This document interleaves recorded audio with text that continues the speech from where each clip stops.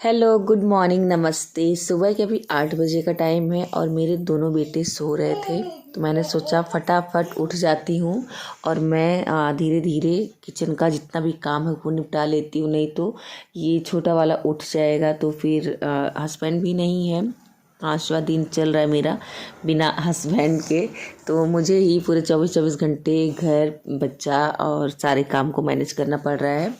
तो जैसे ही बच्चों को सुलाती हूँ मैं फटाफट अपना जो भी काम है वो निपटाने की कोशिश करती हूँ।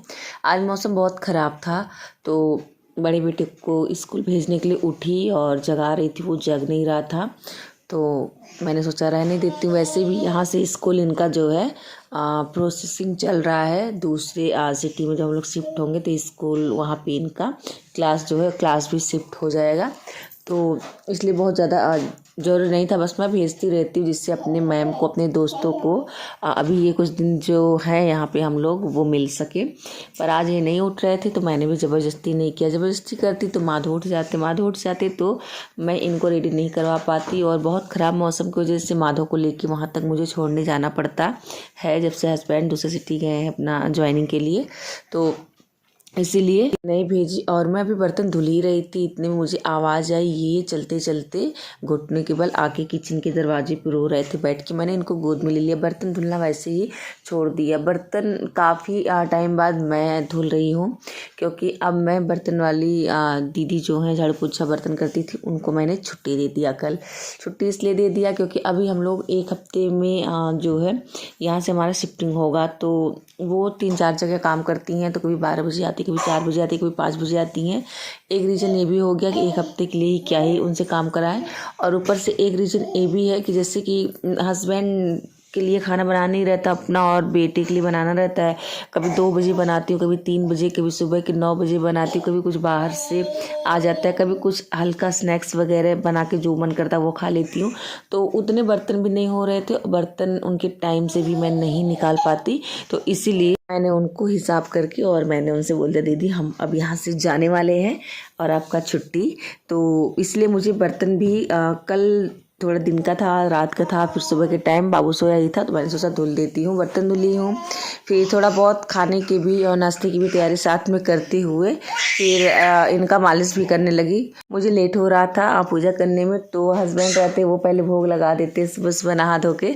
तो अब बेटा भी आज घर पे ही था तो वो नहाए धोए और भगवान को भोग लगाए। तब तक मैंने यहाँ पे आज नाश्ते में आलू मटर छौंकी थी। आलू मटर इनका फेवरेट है, तो मैंने सोचा चलो आलू मटर का नाश्ता बना देते हैं। दोपहर में मटर छिलके इकट्ठा रख दिए, दाल चावल बना दूंगी या फिर जो ये कहेंगे वो बना दूंगी। तो अभी आलू मटर इनको दे दी हूँ नहला धुला के, ये तो रेडी हो चुके हैं। पर मेरा काम थोड़ा सा ज़्यादा था क्योंकि कल से ही दीदी नहीं आ रही है बर्तन वाली, तो मैं कल पोछा नहीं लगाई थी। तो इसलिए आज पहले बर्तन बाबू को फिर से मालिश करके सुलाने के बाद बर्तन धुली हूँ, उसके बाद फिर झाड़ू लगाई हूँ, पोछा लगाई हूँ, नाश्ता भी हो गया। थोड़ा बहुत किचन का और भी जो काम था वो सारा काम मैंने निपटा लिया। उसके बाद फिर मैंने सोचा आप भी नहाऊंगी, फिर मैं चली गई नहाने और नहा के आई हूँ। तो फिर बाबू ने बोला कि मम्मी ढेर सारा मटर डाल के और तहरी बना दो। मैंने सोचा कि या तो आलू मटर की सब्जी चावल बना दूँ या फिर दाल चावल बना दूँ, क्या खाओगे? तो उसने बोला कि मम्मा तहरी ही बना दो। और हस्बैंड रहते हैं तो अच्छे से और मन से खाना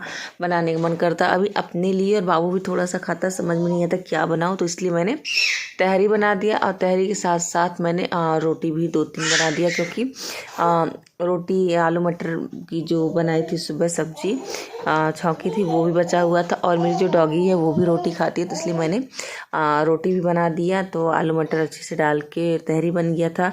फिर उसके बाद ये शाम का टाइम है और ये ना बार बार खड़े हो रहे थे, बेड पकड़ के खड़े हो रहे, सोफा पकड़ के खड़े हो रहे। तो मैंने सोचा एक बार मैं कोशिश कराती हूँ क्या ये चलेंगे। तो ऐसे ही जैसे मैं ज़मीन पे इनको चलाने की कोशिश कर रही हूँ तो अभी ये डर रहे हैं, नहीं तो ना अब ये चलने के लिए बार बार खड़े हो रहे हैं, गिर रहे हैं, खड़े हो रहे हैं। मुझे लगता है इसी मंथ में ये जो है अभी चलना स्टार्ट कर देंगे 10 मंथ कंप्लीट होते ही। और काफ़ी खुश रहते हैं चलने के बाद, 1-2 कदम ना ऐसे करने पे चल भी जाते, बहुत देख के अच्छा लगता है। और हस्बैंड को गए 5 दिन हो गया, सारे काम को ऐसे ही मैनेज कर रही हूँ। बच्चों के साथ बहुत ज़्यादा खुश हूँ।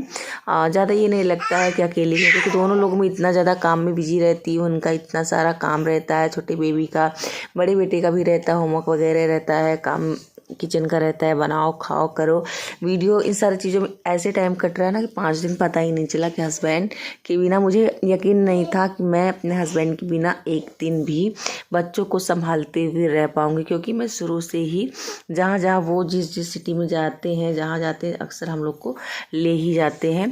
पर इस बार ऐसा हुआ कि वहाँ भी हमारा रूम नहीं था, बच्चे का स्कूल यहाँ था, तो इसलिए वो खुद ही गए हैं। पर जैसे ही वहाँ पे रूम देख के सेट करते हम लोग की यहाँ से शिफ्टिंग हो जाएगी, फिर हम लोग भी वहाँ पे चले जाएंगे। तो ये था मेरा छोटा सा आज का ब्लॉग, आप लोग के साथ शेयर किया। प्लीज़ लाइक ज़रूर करें, चैनल पर नए तो सब्सक्राइब कर। मिलती है आप लोग से एक और नए ब्लॉग के साथ। Bye bye, take care.